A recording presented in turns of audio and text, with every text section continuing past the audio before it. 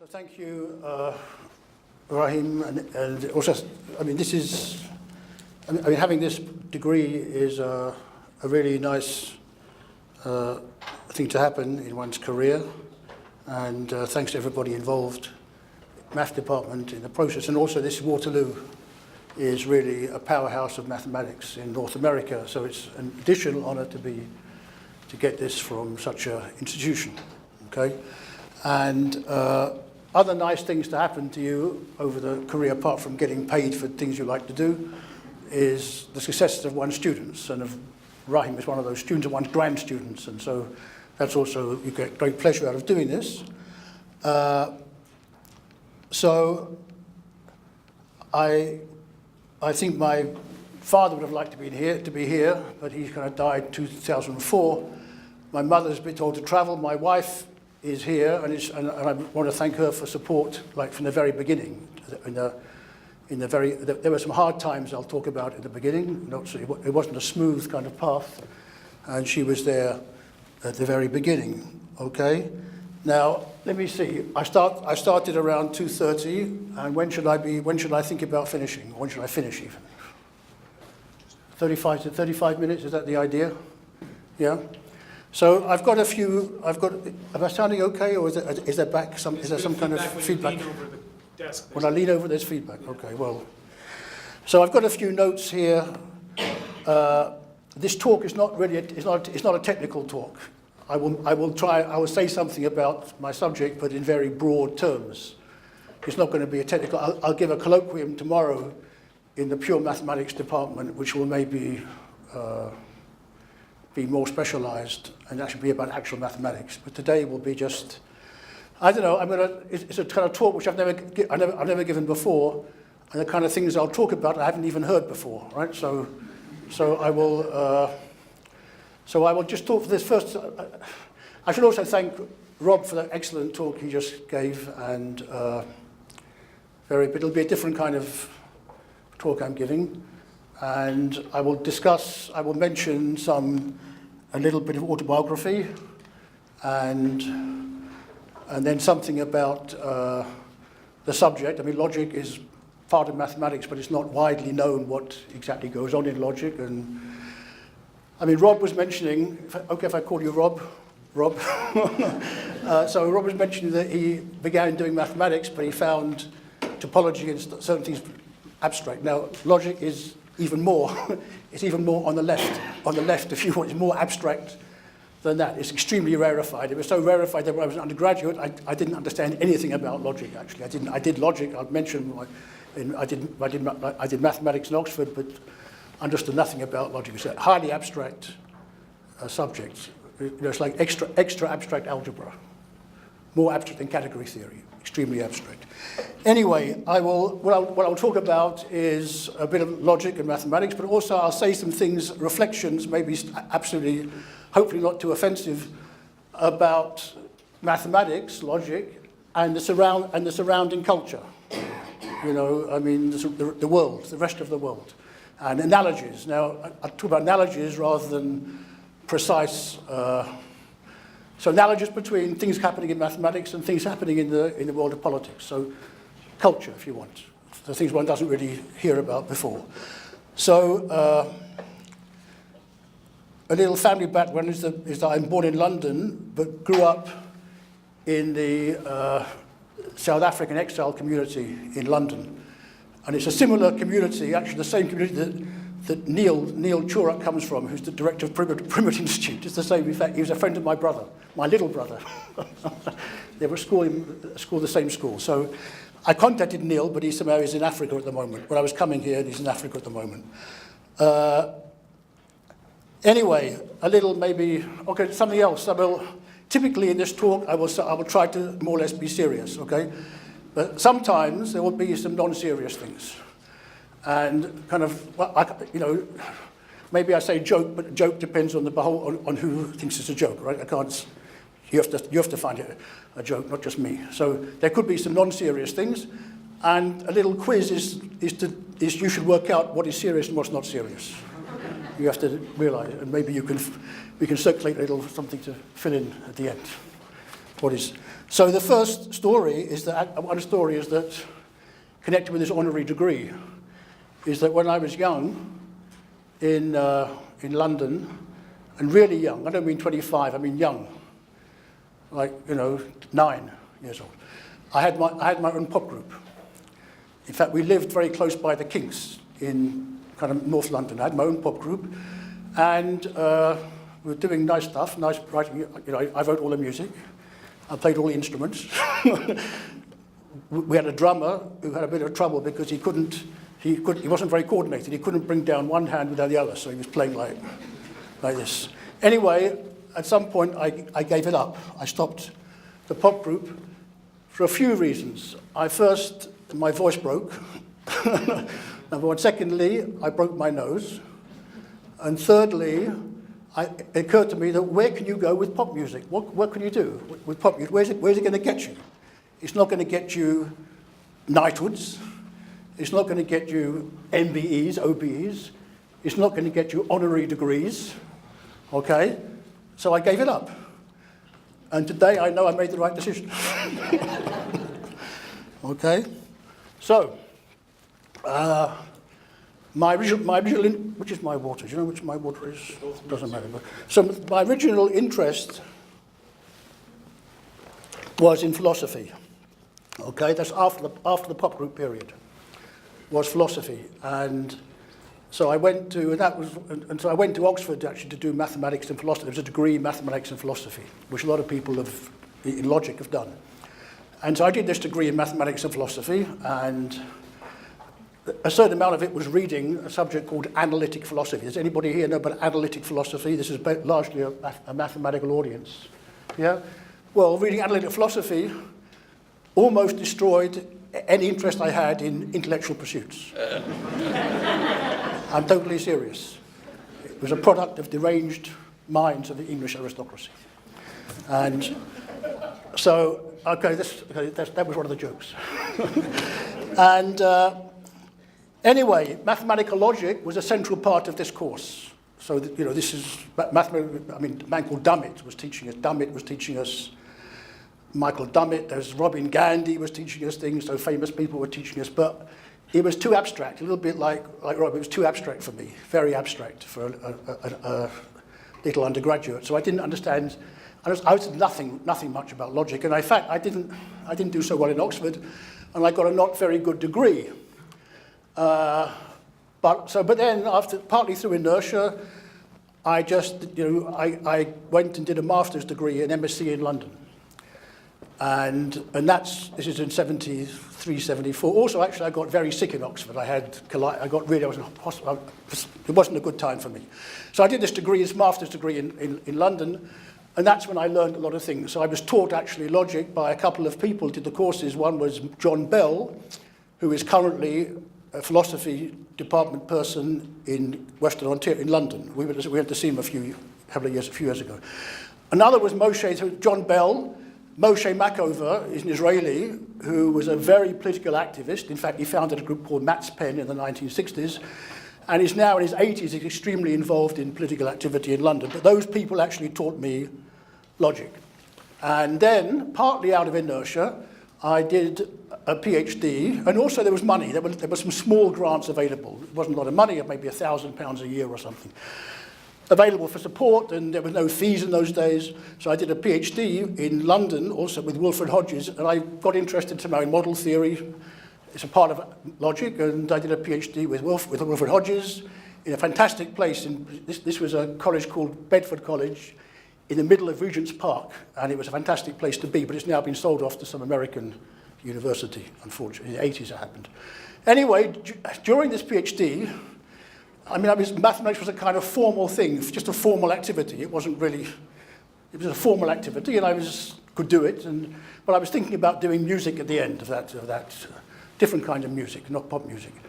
But at some point, I proved a theorem. We're supposed to prove theorems, and at some point I proved a theorem. And that gave me a buzz, the same kind of doing something a bit creative. I got a kind of buzz from doing this theorem. And then that told me, okay, maybe you can do this. Maybe it's something you can do. I didn't think for a living, but something you could actually spend. So at that point, I thought about doing mathematics, but there were essentially no jobs in England in those days, nothing. And also there was little of the postdoctoral infrastructure which we have now. I mean, there's fantastic postdoctoral infrastructure. It doesn't mean there are good jobs at the end, but there's a lot of postdoctoral positions in everywhere, North America, Europe, and there wasn't much of that either. So in fact, I spent some years in Paris, but I was unemployed, employed a little bit, semi-employed, and with a family at that point we had, and so life was a bit tough, but I kept doing mathematics. I wrote a book in that period, I think. And then things looked up when I came to North America. In North America, I was in McGill doing a postdoc in 1982-3, and then got a job in Notre Dame. And McGill actually was a fantastic year. I was invited by Michael Mackay, a category theorist and model theorist, and we had a fantastic year in McGill, where there was another postdoc called Charles Steinhorn, and we started some lasting things in logic. I mean, something called O minimality and geometric stability theory. Fantastic year, and I should mention that, you know, in these career issues, there are sometimes, you know, things don't happen by themselves in terms of successes. Am I standing in the wrong place? Yeah. You know, sometimes you need more than just luck or doing well, and in my case, there are a couple of people actually helped, in the sense of did more than just writing a letter. And that more can be not very much, just making a single phone call or telling a friend. But there are a couple of people who did something. One was Michael Mackay, the other Daniel Lascar. Okay, anyway, I eventually went to Notre Dame, and I've been very lucky since that time, since 83-4, to be able to actually do exactly what I want. I mean, it's without any pressure, and just pursue so it's been a very, it's been a very enjoyable, to work in things that you actually like doing is fantastic, and to be paid for it. So that's been a very nice life since then, and lots of students, and I've had a lot of pleasure from having great students. Now, two big influences, a couple of influences were, apart from people I mentioned, were someone called Marty Rubin, an Israeli logician. I think my first conference was in '75 in Clermont-Ferrand, and this fellow asked me what I'm doing. And I said, well, I need a blackboard. He said, no, just tell me. And I said, I can't tell you without a blackboard, because that was the way I was trained. He said, no, of course you. So we start talking mathematics, and that was an eye-opener. That mathematics was a living thing rather than a formal writing down of things. Okay, that was. Second thing was a postdoc advisor and friend in Paris. We spent some years in Paris after my PhD, off and on. I mentioned sort of semi-employed. There was 6 months here, 3 months somewhere else, whatever. And I had an advisor called Bruno Poisart, who was a model theory person. In fact, his work in model theory was in pure, very, very abstract stuff indeed. But he was always talking about that logic, and in general, and model theory in particular, should be relevant to mathematics. Okay, and that was a thing which kept me, which I'll mention a bit later, had a big influence on me. And in fact, one of the things that I've worked on over the years is and also my students, Rahim and his student Omar Leon Sanchez, now in Manchester, is the Galois theory of differential equations. In fact, it's a beautiful area of mathematics. At some point, sometimes you get people say there are two kinds of mathematicians, people who like analysis now, or ODEs and PDEs in algebra.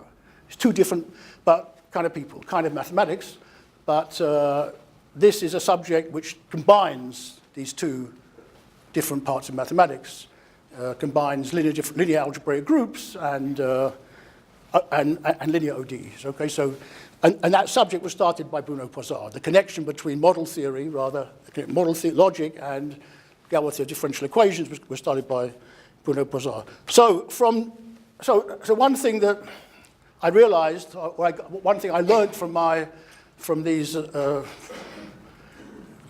colleagues, was that it's not only just doing mathematics, proving theorems, but having a certain point of view in the background is in some sense as important. So the point of view, and notion of point of view is also kind of world outlook, and in politics is like just a political agenda, an actual agenda. And so the idea being that the same act can have different meanings depending on the point of view. So in some sense, what I'm saying is that the end justifies the means. It's not a very popular thing to say, but that's what I'm saying. The end justifies the means. You know, even the notion of just war fits into that framework. So I want to talk at some point about this notion of point of view and outlook and compare with the outside world, okay, with culture and politics. But now I'm going much more slowly than I imagined. It's fantastic, because I thought I'd finish in 5 minutes. But I want to say something about history of logic and mathematics before. So we know that mathematics is concerned with understanding the most basic features of the world, which are totally pervasive. You know, shape, number, probability, movement, rate of change. And it's not surprising that mathematics is so important in the world. I mean, the previous talk by Rob was a fantastic example of this, of probability and statistics having, you know, a real meaning and application. So that's not surprising that mathematics is so important. And now logic, on the other hand, historically, in the sense of going back to Aristotle, and then Indians, Arabs, up to Leibniz, was about codifying, ways of codifying reasoning. What is a correct argument? You know, the different forms of argument, modus ponens, all this stuff, right? But that was traditional logic. Modern mathematical logic. Now also, when I talk about logic, I'll typically talk about core mathematical logic. There is a large part of logic now, which is logic in computer science, which I will not touch on, but it's a very important part of logic, and it's a lot of things happening, or logic and artificial intelligence, but I'm talking about what I call core mathematical logic.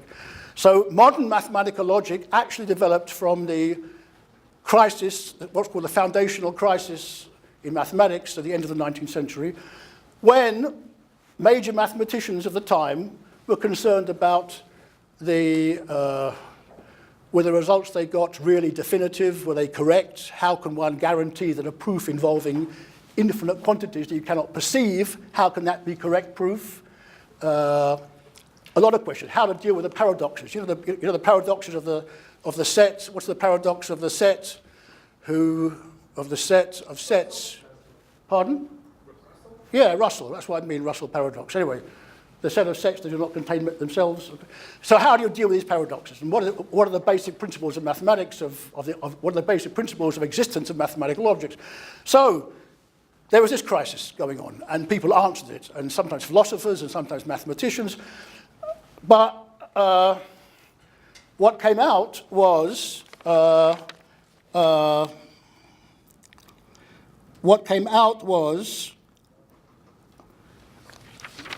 having a kind of precise, trying to make certain foundational notions such as truth, proof, algorithm, and sets, to make these precise.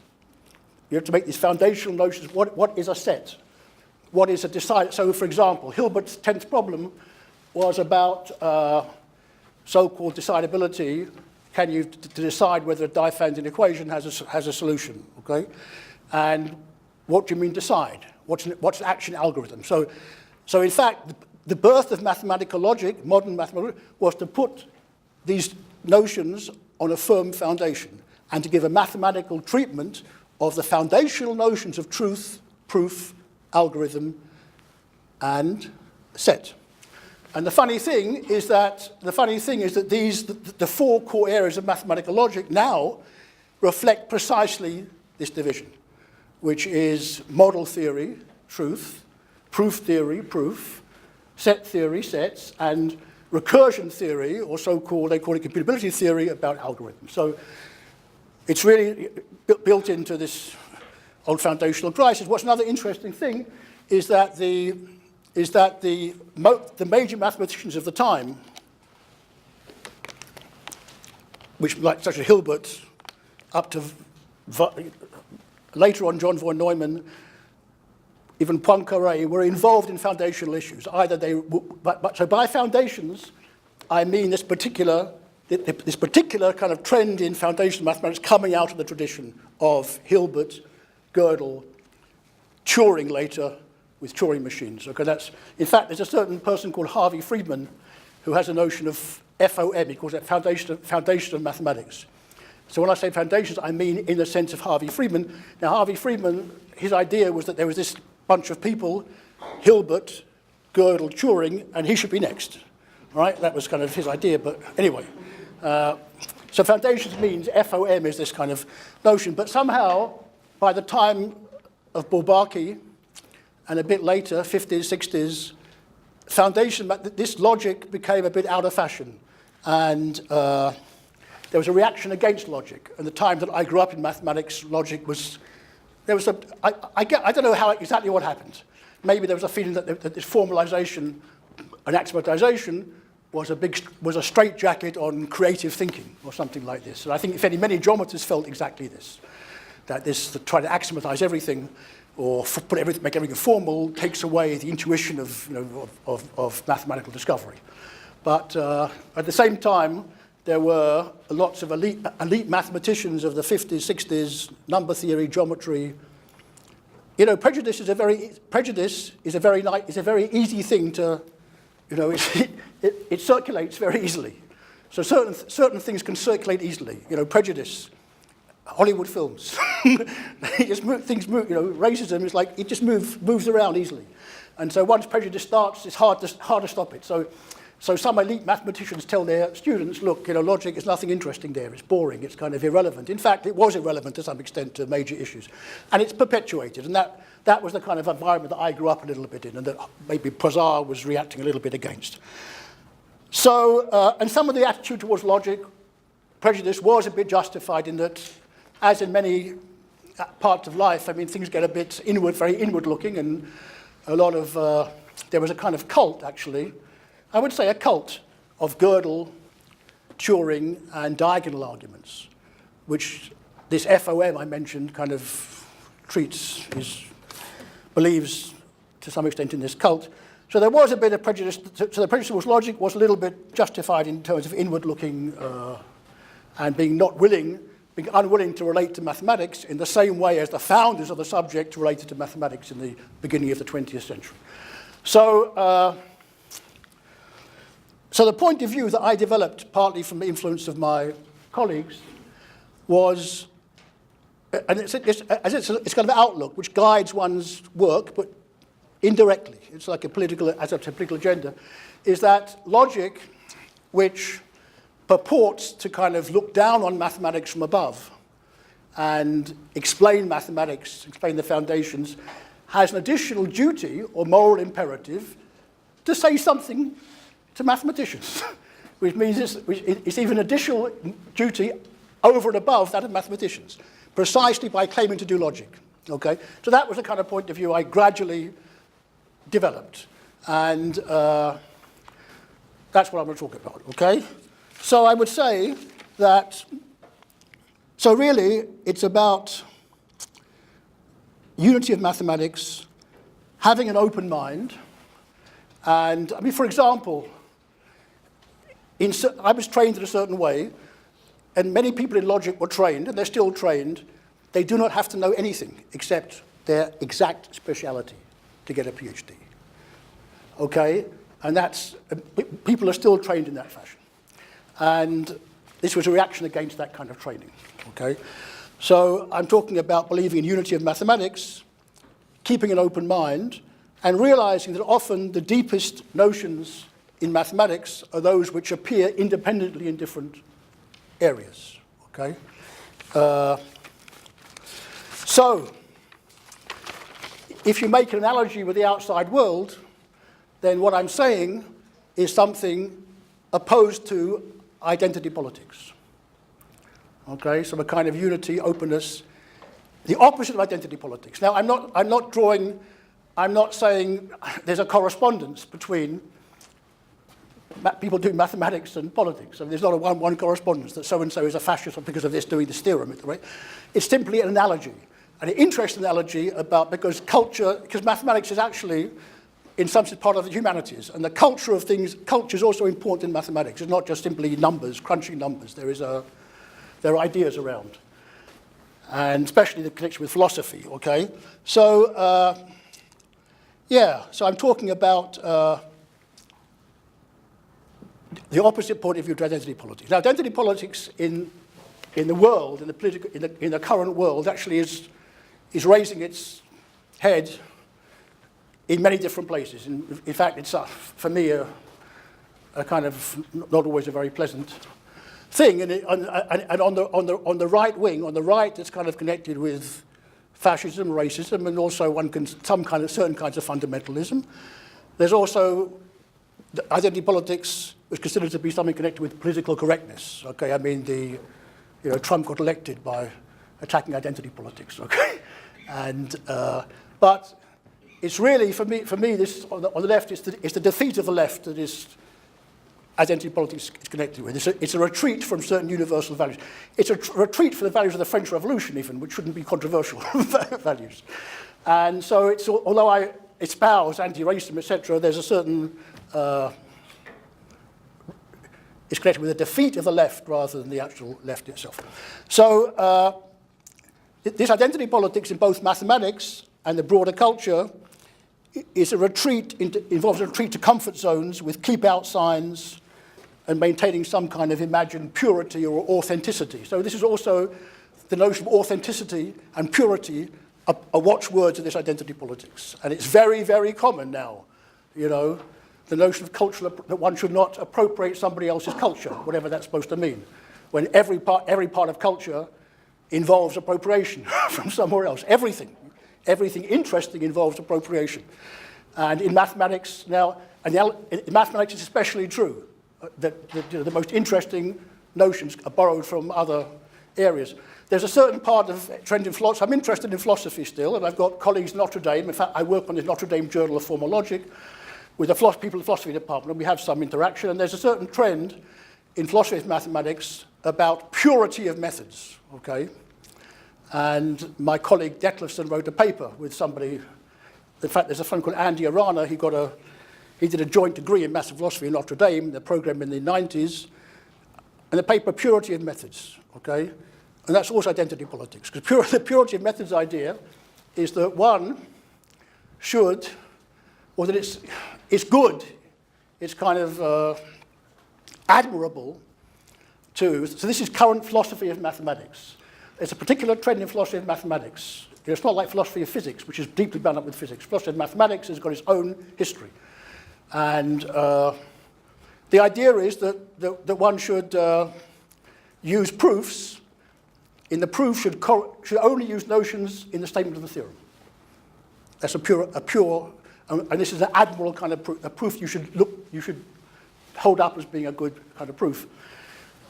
So one shouldn't mix up geometry and arithmetic. A proof of an arithmetic statement should not involve geometry. Okay, so this is actually wrong. It doesn't correspond to interesting mathematics where everything is mixed up. I mean, number theory and analysis are totally bound up with each other. I mean, the work of Galois, for example, and Tao. It's also very boring, right? It's also very boring, this purity of methods, right? It's like a boring world. And one of the main things I tell you, just don't be boring. Do anything you want, do not be boring. Now, I'm sorry if I'm being boring at the moment, but so it's boring. Now, in fact, my personal predilection is towards proofs which have no connection with the statement of the theorem. Okay? Because it's not boring. Because it's not so boring. And in fact, it's like in films where the dialogue has no connection with the plot. Now, this happened a couple of times. Woody Allen had a film called What's Up, Tiger Lily, in which he did that, okay, on purpose. It also happened in Gone with the Wind, by accident. So anyway, and in terms of this purity of methods, the idea that there are these fixed kind of notions which have their own methods, in practice, the actual categories in mathematics, notions, concepts, areas, geometry, arithmetic, number theory, are themselves fluid. They move. You now have areas like Diophantine geometry, which combines number theory and geometry, algebraic geometry, arithmetic geometry, functional geometric analysis. The categories themselves move because of mathematical practice itself. So this view of purity is I don't totally agree with. So in fact, I guess I'm saying that I'm actually in favour of cultural appropriation, both in mathematics and in the outside world. It's a positive thing. In fact, I should say that I'm on that note. I sort of, this idea of authenticity, this authenticity of whatever it is, cuisine, culture, religion, whatever, is something I'm also pretty dubious about. I mean, I'm actually I play fairly seriously Indian classical music, fairly seriously. I mean, I'm not a professional musician, but I play fairly seriously Indian classical music, and this music was. This is something called North Indian. So there's North and South Indian music, often called Hindustani and Carnatic. And the North Indian tradition is which I learned in London from a teacher in London. And that tradition is one of actually the, in my personal opinion, one of the high art forms in the world of any kind, musical art forms in the world of high art, classical art. And it's a completely aesthetically coherent system, with totally, it's not somehow some mixed up of something. But it was developed in the courts of the Mughal emperors in India, Middle Ages, after the Muslim invasions, by the interaction of Persian, Arab, and indigenous musicians. So the result was, it came out of that, but from that came a totally coherent system. And what is surprising in terms of this kind of history is that the long British rule in India, there was a long British rule, it did not touch the inner soul of the music for some reason. I don't know why. How can the Muslim invasion lead to this amazing development? But the British control didn't touch it one iota, except for some trivial things, not trivial, things like instruments. The violin was brought in. It's interesting remark. Interesting to Now, one thing I've not talked about is politics of mathematics, such as, do I have another few minutes? Yeah, one thing I didn't talk about is politics of math. So there's also in mathematics we have issues of affirmative action, minorities, women, mathematics, but this is sociology of mathematics. I'm not talking about this. It's a different thing I'm talking about. But that's also interesting. And identity politics can appear in certain forms there too. And in fact, actually in the current, for certain reasons, currently in mathematical actual practice, one sees maybe there's a level of competition for grants, jobs, honours that was not there, say, 30, 40 years ago. There's an enormous amount of overselling, marketing things, branding, and which is also a kind of identity politics, and keep out signs. This is my area, not your area. You can't use this, be working this without using a word. It's my word. This kind of stuff. It's also identity politics of some kind, but a different kind of thing from the thing I'm talking about an open mind. Now, so let me kind of wind up. Is that with this talking about point of view and openness, whatever, is that when you 3 minutes, 2 minutes, is that when you prove a theorem, a result, it's not an abstract theorem or something, it's a concrete specific theorem. And to do anything serious in mathematics involves amazing level of focus, concentration, and specialization. You have to know a certain thing inside out to get something new. Even to learn old things is hard. To do something new involves an amazing amount of specialization. How can you square that with this idea of unity in mathematics? How do you square these two things? How can you, well, it's like what I call dialectics. It's like you have the concrete and the general, and you have the concrete practice, but maybe you have a guiding idea, and it's about the guiding idea. It's about the point of view. So it's exactly the issue of the point of view.